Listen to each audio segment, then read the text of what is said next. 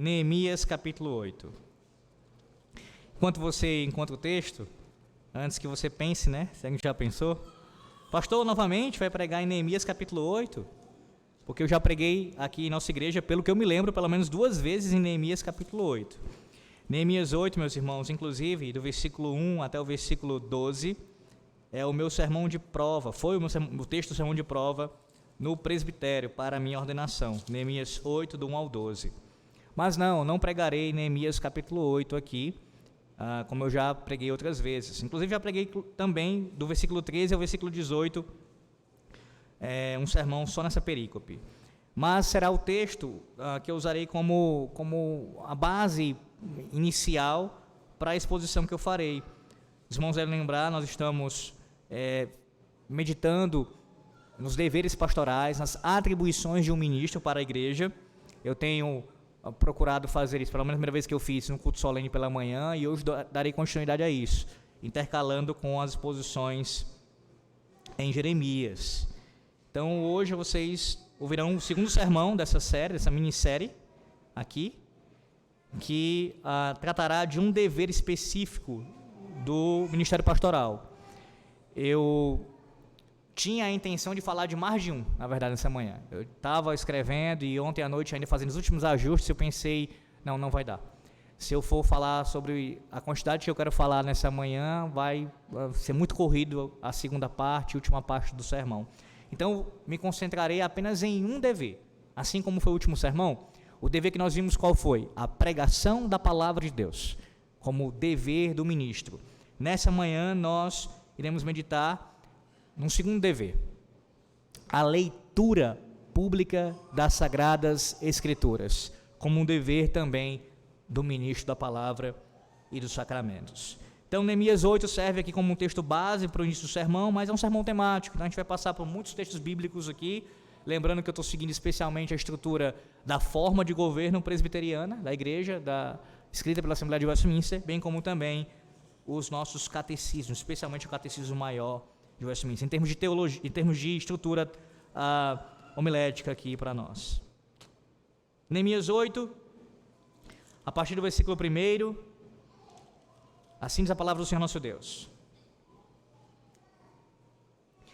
Em chegando o 7º mês, e estando os filhos de Israel nas suas cidades, todo o povo se ajuntou como um só homem na praça, diante da porta das águas. E disseram a Esdras, o escriba, que trouxesse o livro da lei de Moisés, que o Senhor tinha prescrito a Israel. Observe, Esdras, o sacerdote, trouxe a lei perante a congregação, tanto de homens como de mulheres, e de todos que eram capazes de entender o que ouviam.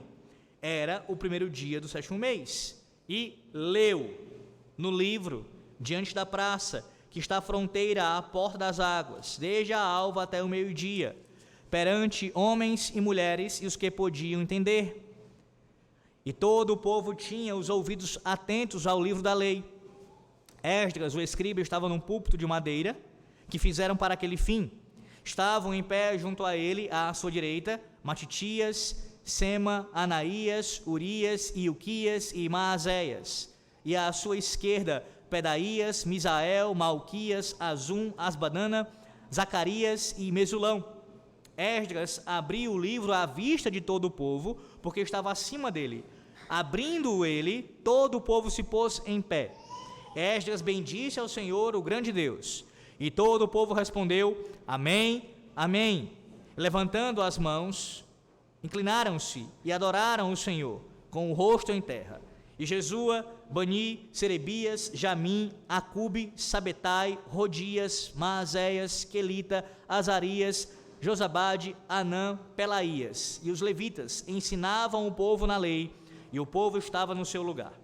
Leram no livro, na lei de Deus, claramente, dando explicações de maneira que entendessem o que se lia.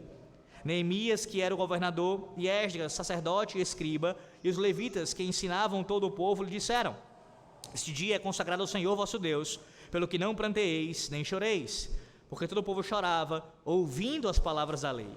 Disse-lhes mais, Ide, comei carnes gordas, tomai bebidas doces, e enviai porções aos que não têm nada preparado para si, porque este dia é consagrado ao Senhor, ao nosso Senhor.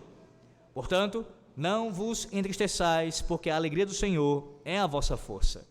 Os levitas fizeram calar todo o povo, dizendo: calai-vos, porque este dia é santo, e não estejais contristados.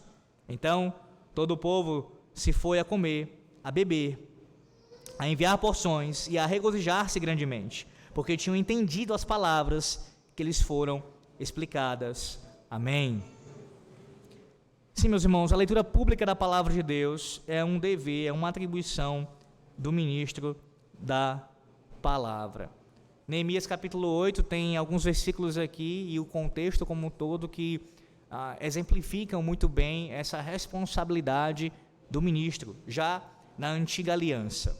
E eu quero começar, após a leitura do texto, citando de forma direta o que diz o nosso catecismo. E isso é muito importante que a gente entenda, porque quando eu cito aqui a forma de governo da igreja, este documento, que foi escrito pela Assembleia de Westminster, bem como o Diretório de Culto, esses dois documentos, eles não são oficiais em nossa IPB. A IPB não os aceita oficialmente, apenas a confissão de fé e os catecismos.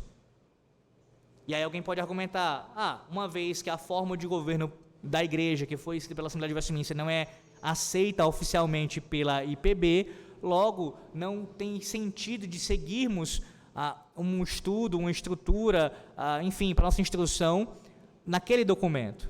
Ora, mas quem escreveu aquele documento foram os mesmos autores da Confissão de Fé e dos Catecismos. E o Catecismo Maior de Westminster, quando fala na pergunta 156, ele vai tratar desse assunto da leitura pública da Palavra de Deus em conformidade com o que diz a forma de governo da igreja.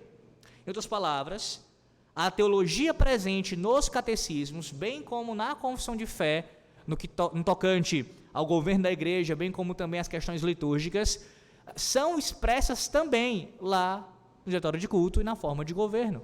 Ou, colocando de outra maneira, a teologia de culto do diretório de culto de Westminster, bem como a teologia de governo da igreja, da forma de governo da igreja, estão expressas na confissão de fé e nos catecismos. De tal maneira que não é nenhum absurdo fazer isso, pelo contrário, é ser fiel ao que os nossos pais nos legaram. Então, se alguém tiver, isso é um entendimento da forma de governo diferente do que nós adotamos. Não é. É a mesma teologia, essencialmente o mesmo ensino. Mas veja com os próprios olhos no próprio catecismo, um documento que a própria IPB adota oficialmente como um símbolo de fé da igreja. Pergunta 156 diz assim, isso está no nosso catecismo, vou repetir, porque na prática nós temos uma outra realidade, mas a nossa fé, ela é confessada assim, veja, a palavra de Deus deve ser lida por todos. A pergunta 156 do Catecismo Maior, a palavra de Deus deve ser lida por todos? Resposta, embora não seja permitido a todos lerem a palavra em público para a congregação, as pessoas de todas as categorias têm, contudo, a obrigação de a ler em particular para si mesmos e com as suas famílias, finalidade pela qual as Sagradas Escrituras devem ser traduzidas das línguas originais para as línguas vulgares. Então, logo na primeira sentença do catecismo, nós temos essa proposição. Não, a Bíblia não pode ser lida no culto solene por todas as pessoas. Não pode. Mas antes de trabalhar isso, que é o meu ponto principal nessa manhã, eu queria destacar as outras questões que aparecem aqui para não ficar nenhuma dúvida, para você não sair daqui confuso, achando que nós cremos, ensinamos que, de alguma maneira, que a leitura não deve ser endossada pelo povo de Deus. No caso, os ministros não devem endossar a leitura por parte da congregação. É claro que vocês devem ler a palavra de Deus. Tenha dúvida, o catecismo fala sobre isso. As pessoas de todas as categorias têm, contudo, a obrigação de a ler em particular para si mesmos e com as suas famílias. Vejamos isso biblicamente. Vá lá para Deuteronômio, capítulo 17, versículo 19. Deuteronômio, capítulo 17, versículo 19. Qual é o contexto aqui, pastor, desse capítulo que o senhor vai ler agora? É exatamente a as características que um rei deveria ter.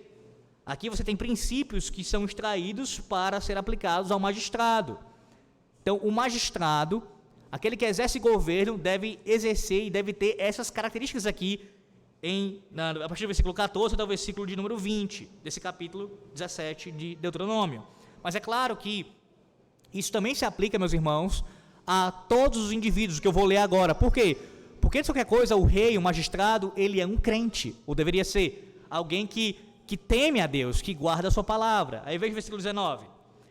E o terá consigo, e nele, deixa eu ver, a partir do versículo 18, que é para dar o contexto, versículo 18.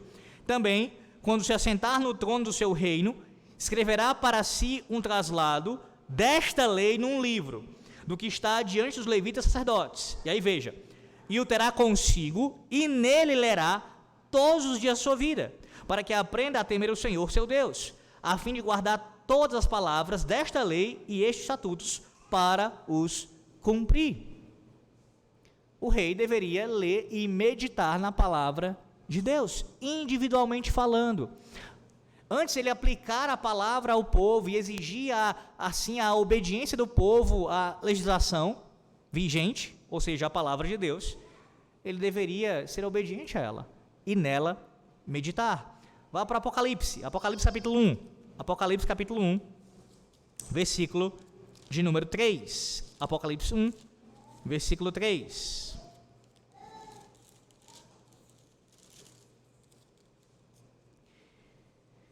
Bem-aventurados aqueles que leem e aqueles que ouvem as palavras da profecia e guardam as coisas nela escritas, pois o tempo está próximo. Sim, todas as pessoas de todas as categorias que você possa imaginar, tem o dever de ler a palavra de Deus em particular. Todas, sem exceção, irmãos, sem exceção. Ler a palavra de Deus é algo que a própria palavra exige de todos os homens, o que inclui mesmo aqueles que são analfabetos. Mas como é isso, pastor? Devem ser alfabetizados. Interessante que uma das características da Igreja de Cristo ao longo dos séculos, quando assim se empenhou e se empenha ainda na evangelização, é alfabetizar os que não sabem ler ainda. Não é à toa, e não apenas por esse motivo, que a Igreja ela teve sempre uma preocupação também de, ao seu lado, na plantação de uma igreja, ter uma escola que pudesse assim também servir a esse propósito de uma educação cristã. Mas independente da escola ter sido ainda iniciada ou não, o fato é que há muitos casos, e como eu disse, ainda existem, de homens que Deus envia para evangelizar nações que não conhecem a Cristo, e lá fazer com que aquelas pessoas que não sabem, que não conhecem a palavra, aprendam a ler e elas por si mesmas possam entender o texto da palavra de Deus, conhecer a palavra de Deus. E aí você agora pensa um pouco melhor, medita um pouco mais ainda do que eu falei no último sermão com relação à pregação da palavra. Ora, se a palavra de Deus deve ser lida por todos, todos devem aprender a ler para que possam ler a Bíblia, principalmente. Quão absurdo é você conceber a ideia de um pastor analfabeto, como eu citei no último sermão sobre isso. Pessoas que falaram, que dão testemunho disso, que foram pastoreadas durante um bom tempo por homens tão simples que não sabiam ler ou mal sabiam ler. Que loucura é isso, irmãos? Sendo que os próprios crentes devem saber ler e ler bem a própria palavra de Deus, para que possam compreender. Ora, se Deus exige que os crentes, de forma geral, leiam, saibam ler e ler bem e compreendam a sua palavra na leitura, quanto mais aqueles que estão lendo publicamente. A exigência certamente ela é maior. Então é uma preocupação legítima, porque isso tem a ver com o cumprimento de uma designação divina. Uma das coisas que os pais fazem, você que é pai e mãe, você já passou por isso, assim como eu, quando nós apresentamos os filhos para o batismo, o que a gente se compromete? A ensiná-los a ler, para que possam ler o quê? A palavra de Deus. Então todos devem aprender a ler para principalmente lerem a palavra de Deus. O catecismo também ensina, de acordo com a própria palavra de Deus, um outro princípio importantíssimo que está ligado a essa questão da leitura por parte de todos, que é a tradução. Veja, ainda diz assim na resposta do catecismo, diz assim,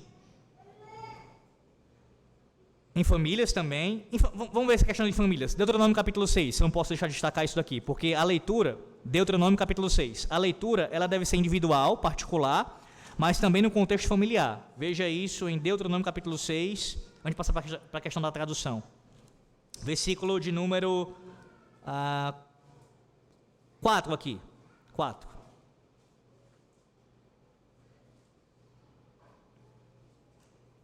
Em diante. Ouve Israel, o Senhor nosso Deus é o único Senhor. Amarás, pois, o Senhor teu Deus, todo o teu coração, toda a tua alma e toda a tua força. Aí veja, versículo 6. Estas palavras que hoje te ordeno estarão no teu coração. Tu as inculcarás a teus filhos, e delas falarás assentado em tua casa, e andando pelo caminho, e ao deitar-te e ao levantar-te. Também as atarás como sinal na tua mão, e te serão por frontal entre os olhos, e as escreverás nos umbrais da tua casa e nas tuas portas. Há um claro princípio aqui, há mais de um, na verdade. Presente esse texto. É responsabilidade dos pais, especialmente os homens, lerem a palavra de Deus em casa com a sua família. Então, ao mesmo tempo que a palavra de Deus ordena a leitura particular, individual de cada pessoa, que ela possa aprender a ler e ler sozinha, por si só, ela também ordena a leitura num contexto familiar. Então, essa ideia de que, eu estou fazendo o culto doméstico e não leio sozinho a Bíblia, é fazer em parte, é cumprir em parte o dever. Do mesmo jeito, eu estou lendo sozinho e eu não estou lendo em família, também é cumprir apenas em parte o dever. Deus ordena a leitura particular, individual e também familiar. E aí você pode perguntar, mas pastor, além dos textos que o senhor está mostrando, qual seria uma razão assim que fundamenta isso? Ora, está ligado diretamente ao culto a Deus. Deus quer que o adoremos em público como uma congregação, como um povo, mas também quer que o adoremos em família e individualmente. Ele é o nosso Deus e Ele é o teu Deus, o meu Deus. Essa é uma verdade da aliança. Nós nos relacionamos com Ele tanto em termos individuais, familiares, como também em termos de povo, igreja de Cristo. Então, por isso, você deve ler a palavra de Deus individualmente, em família, e ouvi-la sendo lida, e vai ler, nesse sentido de acompanhar a leitura em público. Mas tratando da questão da tradução, como eu estava querendo mencionar, acabei antecipando. Vá para 1 Coríntios, capítulo 14. 1 Coríntios, capítulo 14. Observe aqui como nossos pais escreveram os nossos documentos, eles foram tão precisos aqui, tão sábios em utilizar esse texto para este princípio. 1 Coríntios, capítulo 14. Por que eu estou dizendo isso, destacando isso? Porque esse texto, capítulo 14 de 1 Coríntios, normalmente ele é usado para falar dos dons revelacionais. E de fato, Paulo está tratando disso daqui. Desde o capítulo 12, ele já começou a abordar de alguma maneira ali, falando já dos dons revelacionais, não apenas eles. E o capítulo 14 ele vai aprofundar a ponto de trazer detalhes, explicações mais profundas sobre o dom de línguas, o dom de profecia. Isso está sendo ensinado aqui, não tenha dúvida. Mas um dos princípios extraídos aqui desse texto que nossos pais extraíram, foi exatamente a necessidade de uma tradução ou de traduções dos textos originais para as línguas vulgares. Onde a gente pode ver isso? Ou qual é a base exegética para isso? Veja, capítulo 14, 1 Coríntios, versículo 6, veja, versículo 6 primeiro. Agora, porém, irmãos, se eu for ter convosco, falando em outras línguas, em que vos aproveitarei, se não vos falar por meio de revelação, ou de ciência, ou de profecia, ou de doutrina? Versículo 9.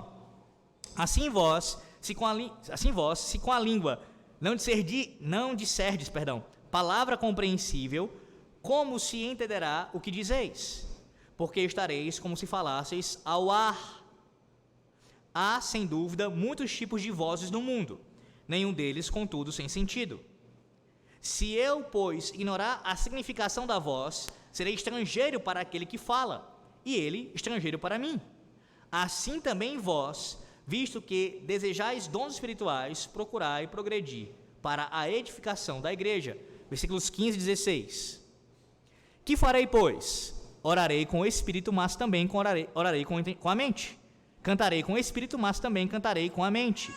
E se tu bendisseres apenas em espírito, como dirá o indouto, o amém, depois da tua ação de graças, visto que não entende o que dizes. Basicamente, eu ainda espero pregar nesse texto de maneira sequenciada e detalhada. O contexto está falando, Paulo está apresentando a necessidade de que o culto seja feito com decência e ordem, certamente, e isso passa por ser um culto inteligível, que haja entendimento no culto solene, haja compreensão. E o ponto aqui, que é dado como exemplo, é quando uma língua estrangeira era falada em público e não havia alguém que a interpretasse. Ora, eu já dei esse exemplo num outro momento aqui na nossa igreja, mas deixa eu voltar a isso para deixar isso mais claro para você, essa ilustração. Se nessa manhã estivesse aqui um pregador falando num idioma que você não compreende, em inglês, ou em japonês, ou sei lá, qualquer outro idioma que você não compreendesse, e não houvesse um tradutor ao seu lado para dizer o que ele estava anunciando publicamente, o que aconteceria com você? Ora, por mais que a mensagem dele fosse fiel ao texto bíblico, estivesse proclamando a própria palavra de Deus, Cristo aqui e este crucificado, você não conseguiria ser edificado, porque você não entenderia. Há a necessidade de um intérprete para que você possa compreender. Este é um claro princípio de 1 Coríntios capítulo 14. O culto tem que ser racional, tem que ser inteligível, eu tenho que compreender. Falar num idioma que eu não entenda, por mais que seja uma palavra de Deus, eu não serei abençoado, eu não serei edificado por isso. Daqui, isso é impressionante, daqui desses versículos, nós temos também uma aplicação quanto à necessidade dos textos originais serem traduzidos. Uma vez que nem todos, na verdade a grande maioria esmagadora, não tem conhecimento do hebraico, do aramaico e do grego koiné, que foi escrito no Novo Testamento. Há essa necessidade. A própria palavra de Deus nos fundamenta, nos dá o fundamento, melhor dizendo, para a tradução da Bíblia para as demais línguas. Vocês ouviram hoje pela manhã, nós ouvimos o capítulo 66 de Isaías, e nós cantamos aqui diversas vezes nos Salmos, como as nações, elas rendem graças ao Senhor, elas louvam ao Senhor, são chamadas por Deus, o seu nome se faz grande entre os povos. Ora, uma das maneiras disso acontecer é exatamente através das traduções da sua palavra, para que os povos conheçam a Deus na sua própria língua e cantem a Deus na sua própria língua. Orem de acordo com a sua própria língua, enfim, ouçam a palavra de Deus, lida publicamente em sua própria língua. A palavra vulgares aqui que o nosso catecismo utiliza, cuidado, porque não é a conotação que nós temos em nossos dias, né? Que é a ideia de uma falta de refinamento, né? Algo que não é de bom gosto, não é essa a ideia. Os pais estavam usando um termo apenas para se referir àquilo que é comum, ordinário, isto é, nossos dias, o português, o inglês, o francês, o espanhol e assim por diante. A Bíblia deve ser traduzida para as línguas comuns de todos os povos. Irmãos, eu enfatizo isso, é importantíssimo. Recentemente eu estava ouvindo sobre isso de um irmão, acho que ele fala 14 línguas, se eu não estiver enganado. E ele falando na igreja lá que ele é membro, acho que ele é até presbítero lá, sobre esse trabalho de tradução, como ele é importante ele continuar acontecendo. Ainda há muitas pessoas que não têm a palavra de Deus em seu idioma. Nós temos que orar por isso. Na medida possível que nós pudermos ajudar, devemos contribuir financeiramente com isso. Devemos, inclusive, ter em nosso meio pessoas que possam dedicar a esse trabalho, porque, veja, é um trabalho muito árduo e muito específico, de tal maneira que alguém deve se dedicar a isso a vida toda, muitas vezes, a traduzir a Bíblia para um idioma, um novo idioma. Sim, é importante que isso aconteça, é ordenado por Deus, e assim toda a igreja de Cristo deve ler a palavra do Senhor. Que bênção nós temos, meus irmãos. Que período a gente nasceu, que a gente vive. Nós temos a oportunidade de ler a Bíblia em mais de uma tradução. É bem verdade que algumas não são tão fiéis assim, mas nós temos uma gama de possibilidades de poder ler a Bíblia em nosso próprio idioma. E aí você não poderia deixar de aplicar isso, certamente. Tem essa facilidade em seus dias e não faz.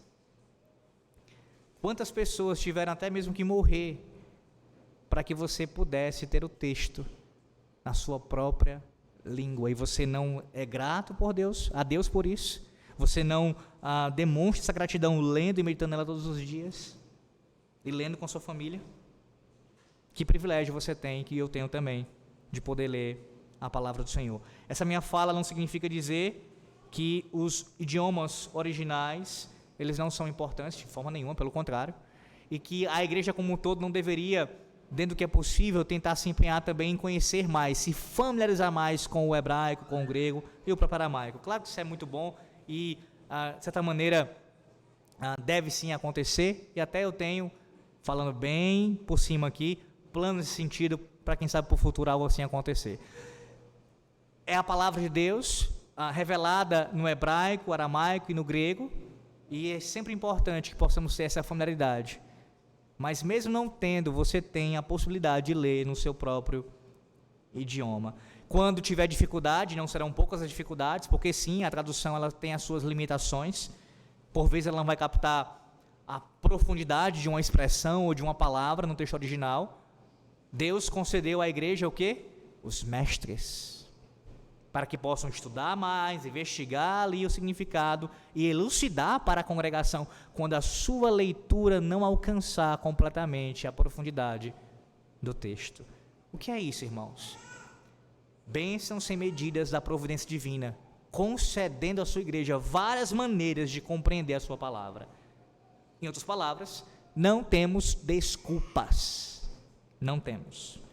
Na verdade, é fruto da nossa preguiça, da nossa leniência, da nossa falta de desejo, de interesse. Somos interessados em outras coisas. Quantos de nós não gastam tempo lendo inúmeras coisas durante a semana? Pense o quanto você gasta lendo notícias esportivas, políticas, econômicas. Nenhum problema quanto a isso em si, essas coisas. Ou então até mesmo ficção. Nenhum problema quanto a isso também, gosto. Mas veja, quanto tempo a gente gasta com essas coisas, com essas leituras que são mais triviais, muitas delas, quando deveríamos dedicar maior tempo à leitura da palavra de Deus. Não temos desculpa. Até mesmo leituras mais superficiais, como passando ali uma rede social e lendo ali textinhos ou postagens são feitas por pessoas que de alguma maneira nos interessam. Não nos falta tempo, a verdade é que nos falta preparo e interesse sincero de reservar um tempo significativo para a leitura e imitação da palavra de Deus, porque você faz isso com outras leituras, você faz, certamente você faz. Mas pastor, o senhor falou sobre isso, nossos deveres e tudo, faz parte, todos temos que ler particularmente, em família, mas e o ponto principal desse sermão, que é a questão do dever do ministro ler a palavra de Deus? Pois não, chegamos a ele agora. Vá para Deuteronômio mais uma vez, capítulo 31. Eu quero que você observe, a partir de agora, como a palavra de Deus, ela nos ordena isso, nós temos exemplos disso, de que a leitura pública da palavra, nesse caso especificamente a leitura no contexto litúrgico, ela deve ser feita pelo ministro da palavra. Deuteronômio capítulo 31, a partir do versículo 9.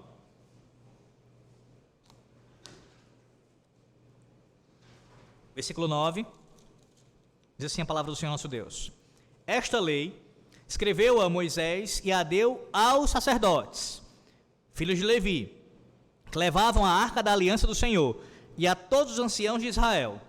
Ordenou-lhes Moisés, dizendo: ao fim de cada 7 anos, precisamente no ano da remissão, na festa dos tabernáculos, quando todo Israel vier a comparecer perante o Senhor teu Deus, no lugar que este escolher, lerás esta lei diante de todo o Israel.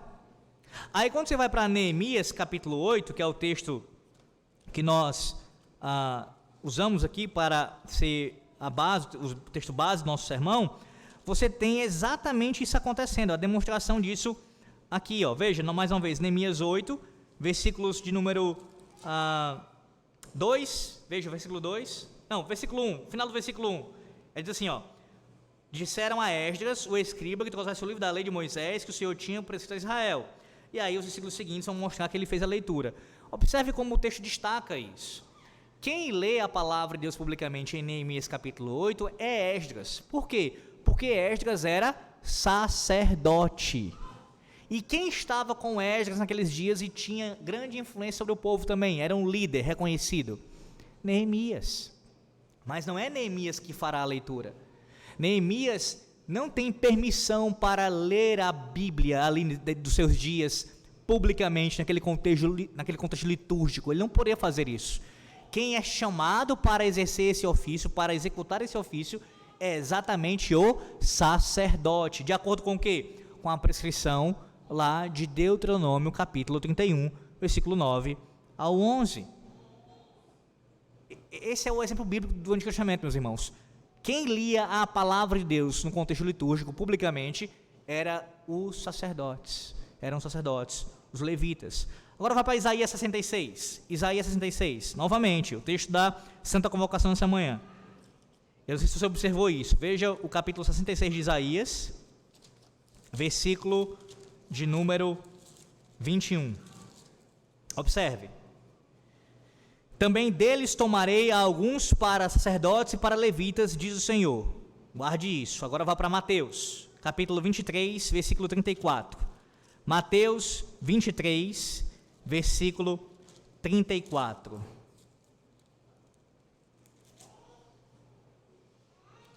Por isso, eis que eu vos envio profetas, sábios e escribas. A uns matareis e crucificareis, a outros açoitareis nas vossas sinagogas, e perseguireis de cidade em cidade. O que é isso? Ora, você tem Isaías profetizando naquele capítulo sobre o contexto da nova aliança, atribuindo os termos sacerdote e levita, chamando os ministros da nova aliança por esses títulos. Não entenda mal isso. Isso não significa dizer que eu, como ministro da palavra dos sacramentos, sou exatamente um sacerdote como na antiga aliança. Há descontinuidades entre aquele ofício e este ofício. Mas há também uma ideia de continuidade. Há algo que permanece, há algo que continua. E dentre as continuidades presentes está o ofício ou a atribuição de ler a palavra de Deus publicamente. Não tenha dúvida quanto a isso. O próprio profeta utiliza uma linguagem de ofícios da antiga aliança para os ministros da nova aliança, que no contexto da nova aliança, ainda em um certo sentido, haveria sacerdotes e levitas. Não, isso não é uma contradição com a doutrina do sacerdócio universal dos crentes, dos santos, de forma nenhuma. Na verdade, aqueles que usam essa doutrina para combater o que eu estou falando aqui, eles a entendem erroneamente. São os mesmos que, se forem levar as últimas consequências do argumento, eles vão defender pastorado feminino. Olha, não tem diferença na nova aliança, homem e mulher são iguais, todos são sacerdotes, logo as mulheres podem isso e aquilo outro na igreja, os demais homens também. Não é. A doutrina do sacerdócio universal dos crentes não ensina isso, mas tem muito mais a ver com o nosso acesso a Deus por meio de Cristo. Ainda há atribuições que são específicas de um ofício. A pregação, por exemplo, não tem como negar isso, à luz do próprio Novo Testamento, como veremos daqui a pouco. Não tem como, existem distinções. Então, nesse sentido, ainda há na nova aliança sacerdotes e levitas. Ainda há coisas específicas para alguns exercerem. E o próprio Senhor, como eu citei em Mateus 23, 34, vai usar também nomes, títulos de ofícios da antiga aliança para aqueles a quem ele enviaria para cumprir a sua palavra. Agora, seguindo ainda aqui, mas vendo no próprio Novo Testamento isso também presente, de maneira mais clara ainda. 1 Timóteo 4. 1 Timóteo capítulo 4. E aqui não é para ficar nenhuma dúvida, se você ainda está com alguma dificuldade, que eu espero que não, veja 1 Timóteo capítulo 4, como esse texto ele vai explicitar ainda mais que é dever do ministro ler a palavra de Deus publicamente, no contexto litúrgico. 1 Timóteo capítulo 4, o contexto vai do versículo 6 até o versículo 16, mas eu lerei apenas, uma vez que tem ainda outros textos para ler, o versículo de número 13. Veja, 1 Timóteo 4, versículo de número 13. Vou pegar o 12, a partir do 12. Ninguém despreza a mocidade, pelo contrário, torna-te padrão dos fiéis na palavra, no procedimento, no amor, na fé e na pureza. Até a minha chegada, aplica-te à leitura, à exortação, ao ensino. Talvez você, quando leu esse texto, tenha pensado assim: o que o apóstolo Paulo está ordenando aqui a Timóteo, aquele jovem pastor, é que ele fosse aplicado em sua leitura particular da palavra de Deus. Ora, não tenha dúvida que esse é um dever do ministro também. O ministro deve ler a palavra particularmente, porque antes de tudo ele é um quê? Um crente, também deve ler em família.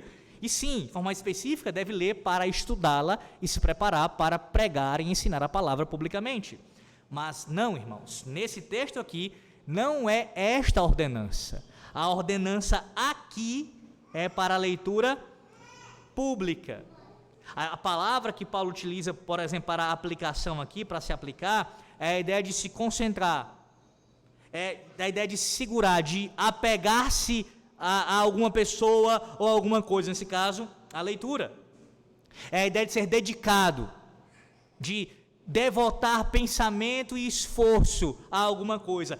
Esses são os termos que Paulo está usando aqui implicitamente. Aplica-te. Aplica-te. Pastor, mas como é que a gente consegue comprovar que a leitura pública aqui?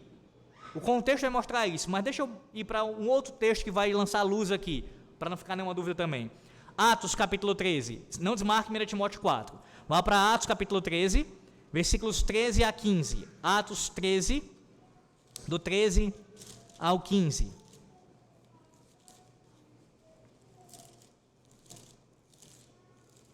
Atos 13, do 13 ao 15. E navegando de Pafos, Paulo e seus companheiros dirigiram-se a Perge da Panfilha. João, porém, apartando-se deles, voltou para Jerusalém. Mas eles, atravessando de Perge para Antioquia da Psídia, indo no sábado à sinagoga, assentaram-se. Depois da leitura da lei dos profetas, os chefes da sinagoga mandaram dizer-lhes: irmãos, se tendes alguma palavra de exortação para o povo, dizei-a. A expressão aqui, leitura da lei, é a mesma que aparece em 1 Timóteo, capítulo 4, versículo 13, no grego original. A leitura da lei aqui, claramente, é a leitura pública da lei. Ela era lida, foi lida na sinagoga, e ela deveria, a partir dali, ser feita uma exortação para o povo. Agora vá para 2 Coríntios. 2 Coríntios, a gente já volta para Timóteo 4. 2 Coríntios, capítulo 3. 2 Coríntios, capítulo 3. Versículo de número 14. 2 Coríntios 3, versículo 14.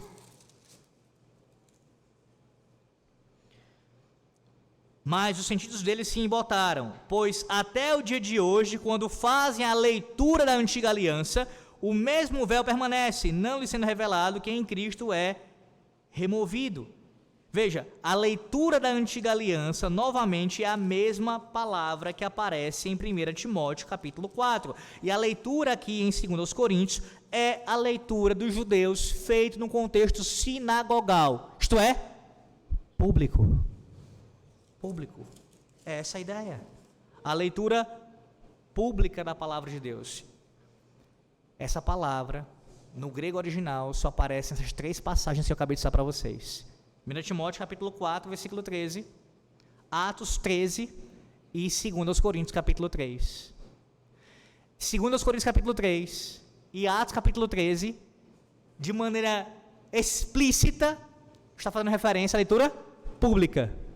Usando, irmãos, a analogia da fé, um princípio hermenêutico importantíssimo, comparando escritura com escritura, lançando luz aqui a 1 Timóteo capítulo 4, não tenha dúvida, que quando Paulo fala para Timóteo se aplicar a leitura, é a leitura pública da palavra de Deus. Uma vez que a expressão só aparece sendo usada nesse contexto de leitura pública.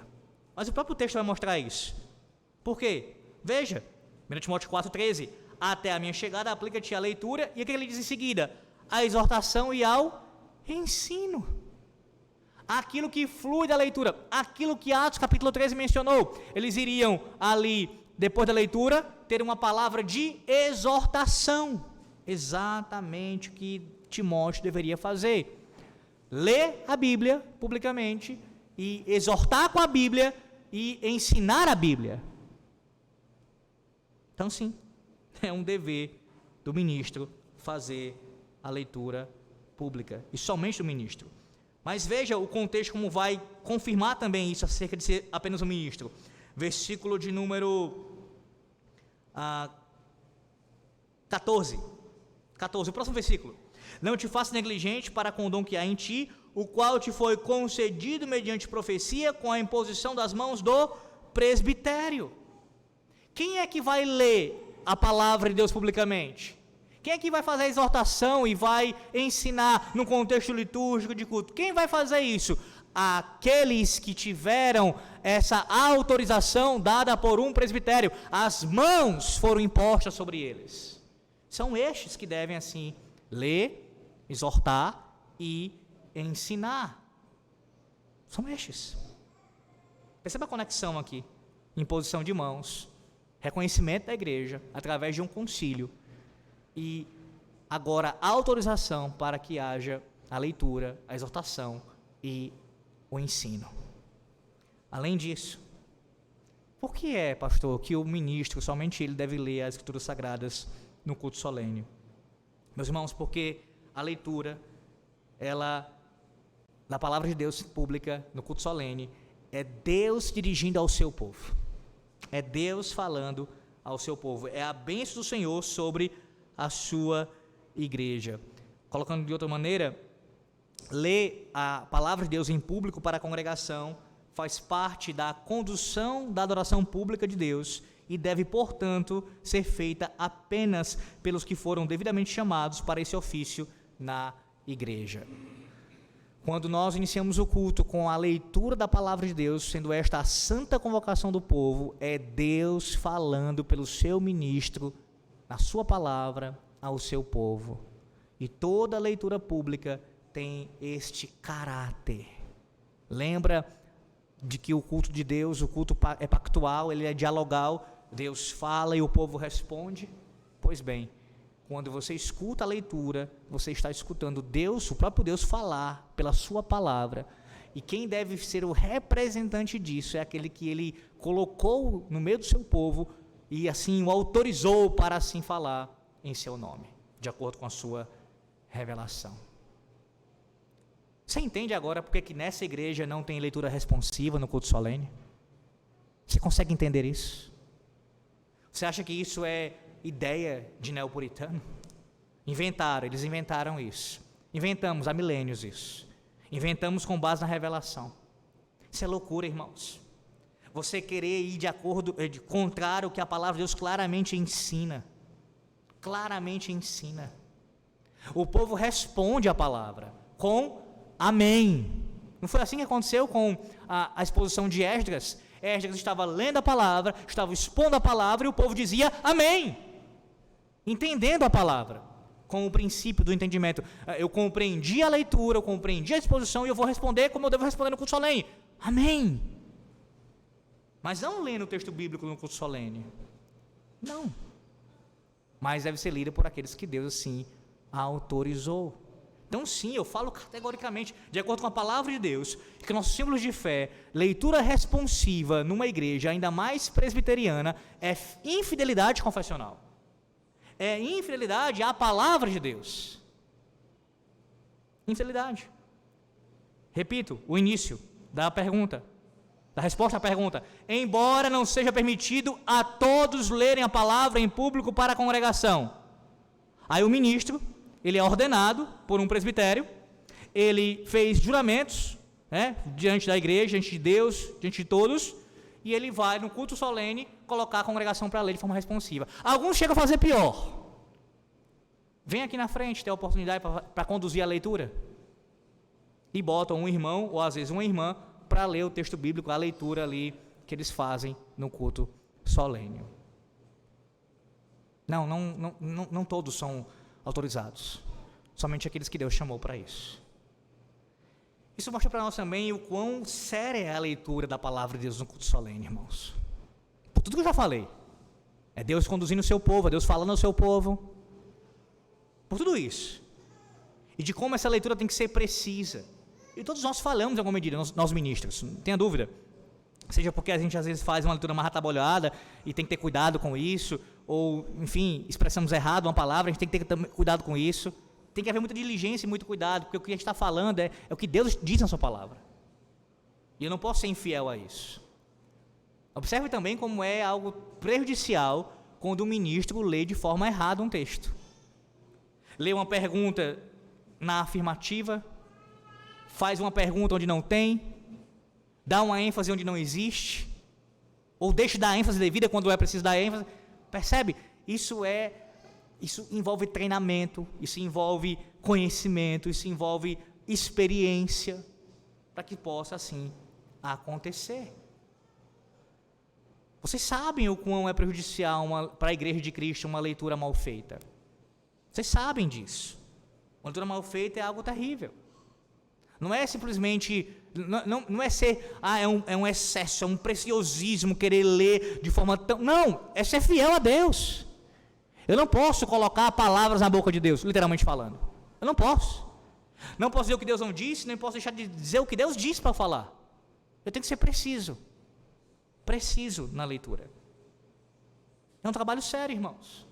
Seríssimo. Então a gente não pode legar isso a qualquer um. E com todo respeito eu falo isso, porque sim, de fato, há irmãos aqui em nossa igreja e em outros lugares que leem muito bem em público, sabem ler, sabem falar, sabem assim se pronunciar, mas a questão não é a qualificação do indivíduo simplesmente, lembra?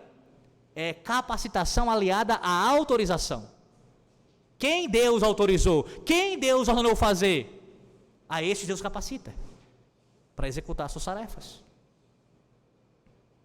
Então esse é um dever do ministro da palavra, ler as Sagradas Escrituras em público no culto solene.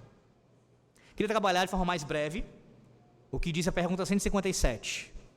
E aí você vai ter algumas considerações importantes aqui sobre como deve ser lida a palavra de Deus. Escute, a pergunta 157 do nosso catecismo diz assim, como deve ser lida a palavra de Deus? Resposta: as Sagradas Escrituras devem ser lidas com uma alta e reverente estima por elas, com a firme convicção de que elas são a própria palavra de Deus e que somente Ele pode nos habilitar a entendê-las, com o desejo de conhecer, de crer e de obedecer à vontade de Deus nelas revelada, com perseverança e atenção ao seu conteúdo e abrangência, com meditação, aplicação, abnegação e oração.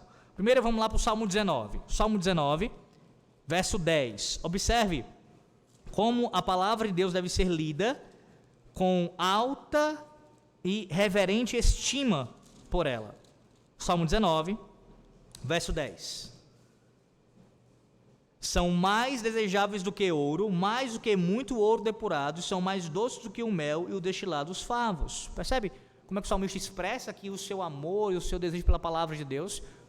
Não há nada mais precioso do que a lei do Senhor Deus. Não há nada mais saboroso, não há nada mais importante do que as palavras que saíram da boca de Deus. Estão aqui registradas neste livro.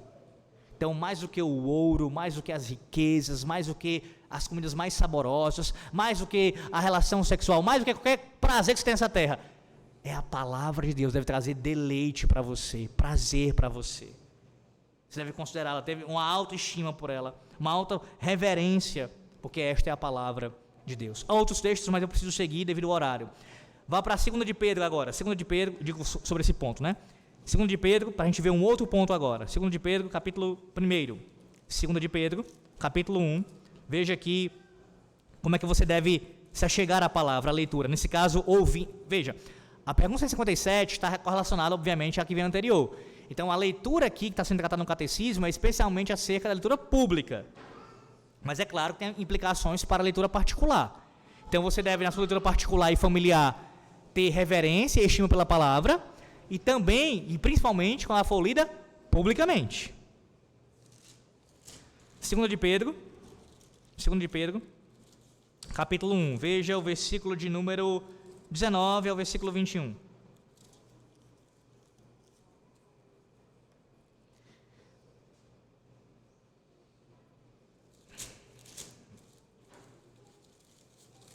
Diz assim a palavra do Senhor.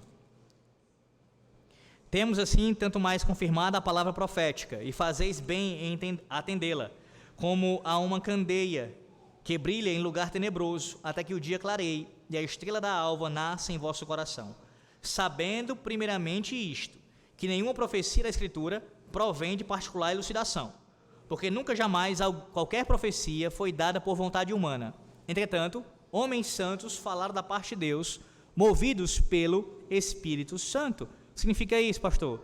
Você, quando ouvir a leitura pública da palavra de Deus, e claro, fazê-la também em particular em família, deve crer firmemente que ela é a palavra de Deus. A Bíblia é a palavra de Deus. Ela não contém simplesmente a palavra, ela é a palavra de Deus. O Antigo e o Novo Testamento. Colocando de outra maneira, você entender isso bem claramente mesmo. Você não pode ter reservas com relação ao que você ouve. Não pode. Irmãos, não se engane quanto a isso. Você pode ter 10 anos de fé, até, sei lá, sua vida inteira, 50 anos de fé. Nós somos tentados, em nosso coração, sim, para duvidarmos a palavra de Deus. Ministros também são. Todos nós somos tentados, em algum grau, em algum período da vida de forma mais forte, mais contundente, para duvidarmos o que Deus diz. Pode ser de uma promessa. Pense, por exemplo, quando você passa por uma aflição muito grande, um terrível sofrimento vem sobre você, e aí você lê as promessas e não crê. Você não consegue encontrar consolo, não consegue encontrar descanso, e diz, eu não consigo acreditar, porque eu não estou experimentando isso agora na prática. O que é isso? É o nosso coração pecaminoso se inclinando a não crer no que Deus diz, no que disse a boca do Senhor Deus. Ou então, quando Ele nos alerta acerca de algum juízo que Ele pode executar por causa da nossa desobediência contumaz. E a gente releva, não, Deus é longânimo, Deus é paciente, Ele vai me perdoar, e você vai levando com a barriga, e pecando, e vivendo em pecado. Você não está, de fato, crendo no que a palavra de Deus diz, as advertências que Ele faz quanto aos seus pecados. E há outros exemplos quanto a isso. Então, quando você ouvir a leitura da palavra, e fazê-la também, você deve crer que é a palavra de Deus. Deus está falando no Antigo e no Novo Testamento. Vá para Lucas capítulo 24 agora. Lucas capítulo 24. Lucas 24.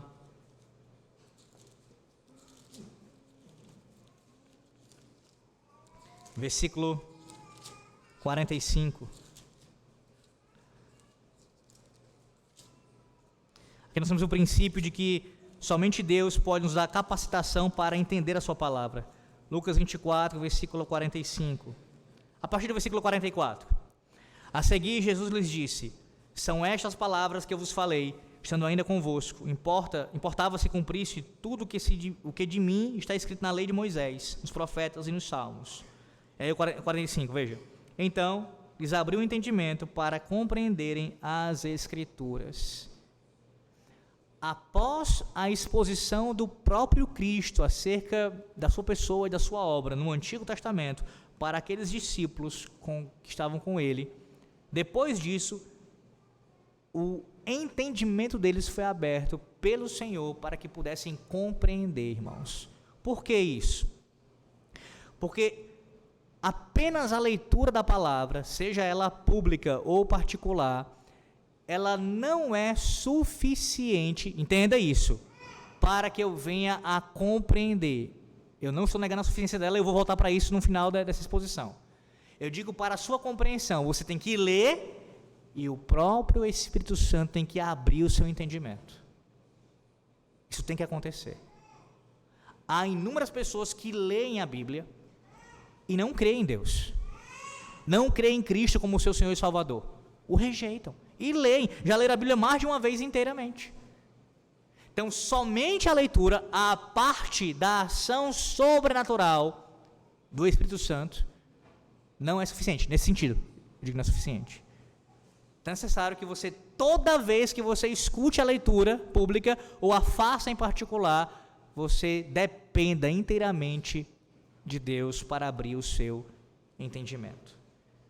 Vá para Deuteronômio agora novamente. Deuteronômio capítulo 17. Veja que nós devemos ler a palavra de Deus com um desejo verdadeiro de saber e obedecer à sua vontade que está revelada nela. Deuteronômio capítulo 17, mais uma vez, esse capítulo que fala aqui dos deveres do rei, as suas qualificações também, versículos 19 e 20. E o terá consigo, e nele lerá todos os dias da sua vida, para que aprenda a temer o Senhor, seu Deus, a fim de guardar todas as palavras da lei e estes estatutos para os cumprir. Isto fará para que o seu coração não se eleve sobre os seus irmãos e não se afaste do mandamento, nem para a direita, nem para a esquerda, de sorte que prolongue os dias do seu reino, ele e seus filhos, no meio de Israel. A palavra de Deus não deve ser lida com outra finalidade que não seja conhecer a vontade de Deus e se submeter a ela. É impressionante como as pessoas leem a Bíblia por todos os tipos de motivos, dentre eles por mera curiosidade. Mas a palavra de Deus nos ordena a ler e meditar nela com o desejo de conhecer o que Deus diz, conhecer a sua vontade e obedecê-la. Obedecê-la. É por isso, como eu já falei em outros momentos sobre isso, e eu tenho voltado e voltarei agora, porque cabe falar sobre esse assunto, que uma das coisas que eu tenho, já no início do meu ministério, nenhum tipo de paciência com perguntas que são para satisfazer a mera curiosidade de alguém. Irmãos, veja, o ministro deve ser solícito em atender às dúvidas da igreja e respondê-las, sempre que assim elas forem colocadas. E claro, muitas vezes a gente não vai ter as respostas, vai dizer que vai estudar depois e assim vai tentar trazer uma resposta sobre aquilo, tudo bem, quanto a isso. Mas a gente consegue observar, claro que às vezes a gente se engana, quando normalmente alguém vem com o desejo de querer compreender, porque realmente quer aprender para colocar em prática. Você percebe a pessoa com interesse, preocupada se Deus vai se agradar de realmente daquilo ou não, enfim, ela está interessada em saber o que Deus quer para a vida dela para poder ser fiel ao Senhor. E esse tipo de desejo de compreender sobre uma doutrina, todo pastor fiel, ele tem toda a alegria e satisfação de poder ajudar. Mas aquelas questões que ficam apenas no campo das ideias, nas elucubrações da vida, eu sinceramente não tenho esse tipo de paciência. E não devo ter mesmo, porque nós temos pouco tempo para perder. Na verdade, nenhum tempo para perder com esse tipo de questão. O seu desejo por conhecer a palavra de Deus não deve ser para satisfazer a tua mera curiosidade. É para você saber o que Deus diz na sua palavra, para que você obedeça o que Ele diz. Obedeça o que Ele diz. Esse deve ser o teu desejo. Vá para Atos 17. Atos 17 agora, versículo 11. A palavra de Deus deve ser lida com perseverança. Atos 17, versículo de número 11.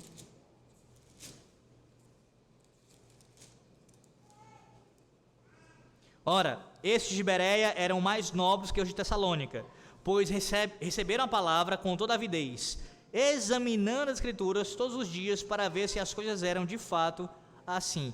Pastor, qual é a questão aqui? Como assim com perseverança? Veja, o texto diz que os bereanos, eles examinavam as Escrituras todos os dias. Esse é um princípio que a gente às vezes não se atenta. Qual? A leitura bíblica deve ser perseverante. Porque ler a Bíblia, irmãos, em vários momentos não é fácil, não. Deus se revelou de maneira muito rica na sua palavra. E há textos que são mais complexos, mais difíceis do que outros. O simples fato de ele ter dado um texto para você já envolve a necessidade de haver perseverança. Aprender a ler, saber como ler, conhecer basicamente literatura, ter conhecimento histórico, geográfico, teológico, mínimo para você conseguir compreender o que o texto está dizendo, gramática. E isso envolve o quê? Perseverança. Não vai ser assim, ó, eu vou ler esse texto aqui hoje e já vou entender. Pode ser que aconteça. Há textos que são muito claros. Mas há vários textos que você precisa ler, reler, ler de novo, ler mais uma vez, passar anos e talvez você não chegue a uma compreensão completa sobre aquilo. Não por conta do texto em si, claro, tem essa questão, esse elemento que ele é mais difícil, mas certamente por conta também da sua dificuldade, sua pessoal, com relação ao assunto. Então, perseverança é ler continuamente, é ler repetidamente, é ler todos os dias, para que você consiga alcançar uma compreensão mais completa da revelação bíblica. Porque nós lemos o texto bíblico em todos os cultos, porque Deus ordena, não tenha dúvida quanto a isso. E isso envolve o elemento da perseverança. Você vai ouvindo frequentemente a palavra de Deus sendo lida, vai se familiarizando cada vez mais com ela, vai conhecendo cada vez mais ela, de tal maneira que quando você lê em casa, você, o pastor já leu esse texto no culto, e já explicou basicamente o sentido, eu já tenho uma compreensão um pouco melhor. Tudo isso está envolvido com a ideia de perseverança, de continuidade na leitura. Atos capítulo 8, agora, volte um pouco. Atos capítulo 8, e veja agora como nós devemos prestar atenção ao conteúdo e à abrangência das Escrituras, para assimilar o seu significado verdadeiro. Atos 8, versículo de número 30. Correndo Filipe, ouviu ler o profeta Isaías e perguntou: compreendes o que vens lendo? Pastor, mas aqui é uma pergunta, sim, mas ela esboça um princípio. A leitura deve me conduzir à compreensão, eu devo compreender.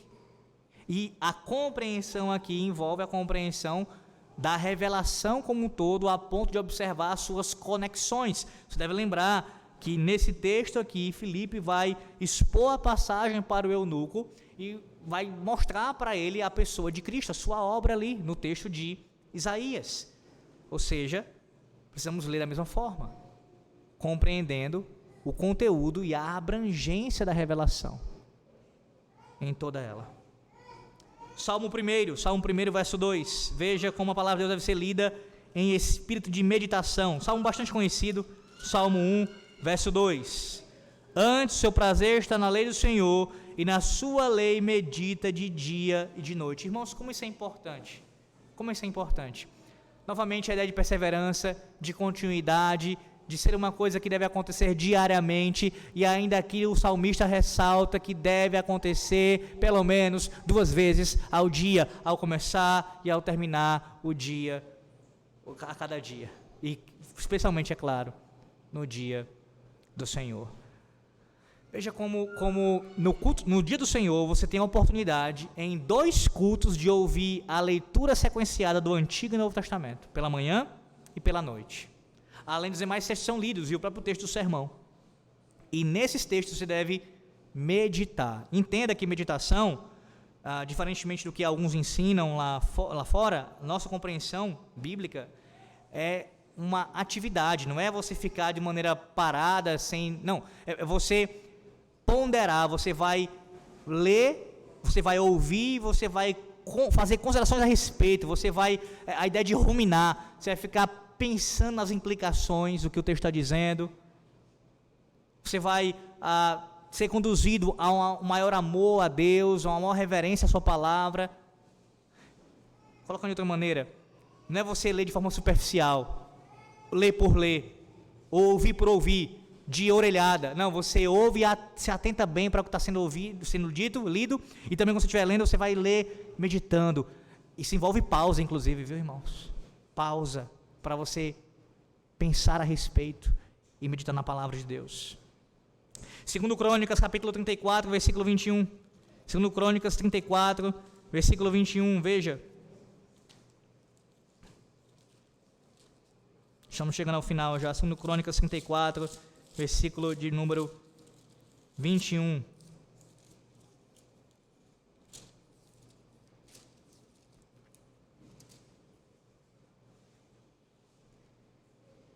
Ide consultai o Senhor por mim e pelos restantes em Israel e Judá, acerca das palavras deste livro que se achou, porque grande é o furor do Senhor que se derramou sobre nós, porquanto nossos pais não guardaram as palavras do Senhor para fazer tudo quanto está escrito neste livro. Lembre-se que o contexto anterior aqui é Ilquias, ele acha o livro da lei, e esse livro, a palavra de Deus, ela é lida. E aqui o rei demonstra como ele deveria não apenas ter lido e ouvido a palavra, mas o seu interesse é de aplicar a palavra de Deus, discernir o que a palavra de Deus diz e aplicar à sua vida e às suas necessidades. E nesse caso, na função ali de magistrado, também fazer com que essa palavra fosse levada aos demais, aos seus subordinados. Penúltimo texto, Provérbios 3, versículo 5. Provérbios 3, versículo 5. Provérbios 3, versículo 5.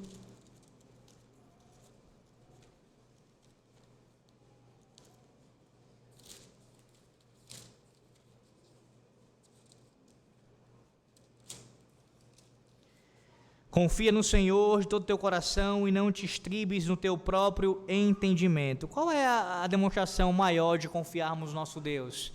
É confiarmos na sua palavra, no que Ele diz para nós, o que saiu da sua boca. E isso envolve, o catecismo vai falar essa expressão, a ideia de abnegação. Você coloca de lado todas as suas preferências, opiniões pessoais, o que você acha, o que você pensa, e você vai subordinar, você vai colocar debaixo da palavra de Deus toda a sua vida e crer no que Ele diz. Último texto, Provérbios ainda, capítulo 2. Volte um pouco, capítulo, só uma página, se for o caso, capítulo 2, versículo de número 1 a 6.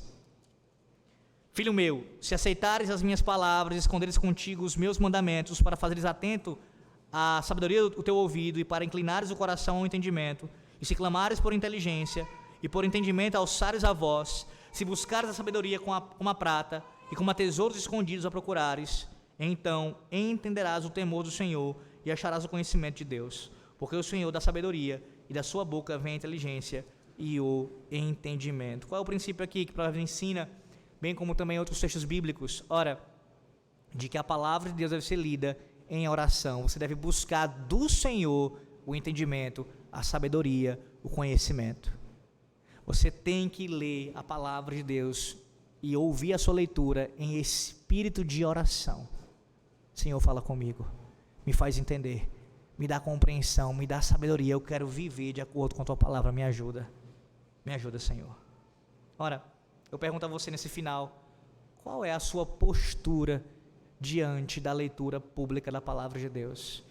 Sim, há uma exigência para uma postura externa, você deve ouvi-la de maneira reverente, externamente falando, com o seu corpo, com a sua maneira de lidar mesmo, sim, os seus gestos, suas expressões, mas internamente falando, qual é a sua postura quando você ouve a palavra de Deus? E por último, quando você ouve a palavra de Deus sendo lida, você consegue ver Cristo? Pastor, de onde o senhor tirou isso? Segundo aos Coríntios, que eu citei já esse texto, capítulo 3, versículo 14 em diante. Paulo cita os judeus de seus dias, que estavam, meus irmãos, eles estavam lendo a antiga aliança todos os sábados na sinagoga. Eles liam o texto da palavra de Deus, inspirado por Deus, liam o texto publicamente, e tinham um véu sobre o seu rosto. Eles não conseguiam enxergar Cristo no texto. Você pode estar ouvindo, por vezes, a leitura bíblica, pública da palavra de Deus, e não conseguir enxergar Cristo no texto. E aí, no sentido mesmo de você ver a sua pessoa, a sua obra, mas mais do que isso também, você crer, você confiar nele, se devotar a ele, se entregar completamente a ele. É assim que nós devemos entender esse assunto, meus irmãos. Trata-se de uma atribuição de um ministro. Ler a palavra de Deus em público. E esta é uma grande bênção da providência divina para a igreja também da Nova Aliança. Ter ministros que possam ler a sua palavra e exortar, consolar e instruir o povo de Deus através da leitura da palavra. Que Deus os abençoe em nome do Senhor Jesus Cristo. Amém. Oremos. Graças te damos, Senhor, por tua palavra e te pedimos, Senhor, que pelo teu Santo Espírito aplique em nossas vidas. Nos ajuda, Senhor, a compreender o que foi assim ensinado e que nós venhamos a responder com obediência ao Senhor, com temor no coração, com reverência, para a tua glória e para o teu louvor. Em nome do Senhor Jesus Cristo. Amém.